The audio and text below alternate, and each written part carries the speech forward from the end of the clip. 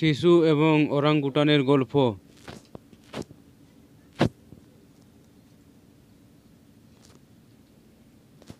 একটি গ্রাম ছিল যেখানে ওরাংউটান সম্পর্কে অনেক গল্প বলা হয়েছিল। লোকেরা ওরাংউটানকে ভয়ানক রহস্যময় প্রাণী হিসেবে দেখেছিল। ওরাংউটান গ্রামের কাছে একটি ঘন জঙ্গলে বাস করত এবং মাঝে মাঝে তার সম্পর্কে অদ্ভুত ঘটনা শোনা যেত। একদিন গ্রামের এক ব্যক্তি ওরাংউটানকে দেখতে পেয়ে তা ধরার চেষ্টা করে, কিন্তু ওরাংউটান চতুরতার সাথে তার কাছে থেকে পালিয়ে বনে প্রবেশ করে।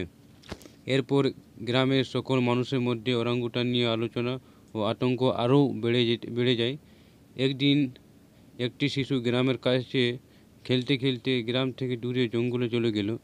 একই সময়ে একটি নেকড়ে শিশুটিকে দেখে তাকে আক্রমণ করে। সে সময় ওরাংউটানও সেখানে ছিল। একটি শিশুর কান্নার আওয়াজ।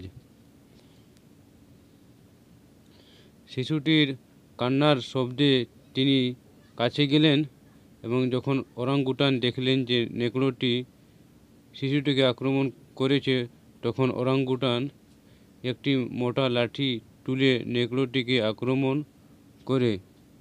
ওরাংউটানের আক্রমণে নেকড়েটি ভয় পেয়ে যায় এবং শিশুটিকে ফেলে পালিয়ে যায়। শিশুটি ওরাংউটান দেখে খুব খুশি হয়েছিল এবং তাকে তার বন্ধু বানিয়েছিল। প্রতিদিন তার সাথে খেলাধুলা ও দেখা করতেন।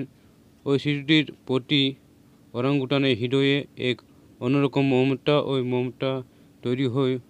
ওরাংউটান তার বন্ধুকে শিশুটিকে অনেক কিছু শিখিয়েছিল, যেমন ধৈর্য ধরা, প্রকৃতির সাথে সামঞ্জস্যপূর্ণ জীবনযাপন এবং অন্যান্য মূল্যবান পাঠ।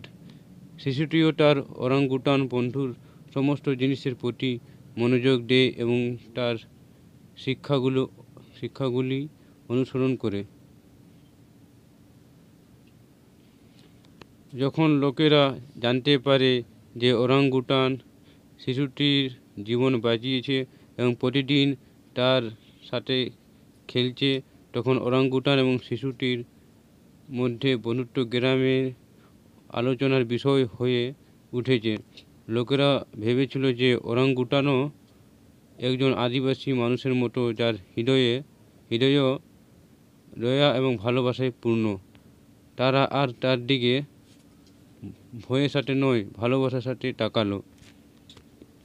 ওরাংউটান গল্পটি সংবেদনশীলতা এবং প্রকৃতির সাথে সংযোগ এবং সতর্কতার গুরুত্ব দেখায়।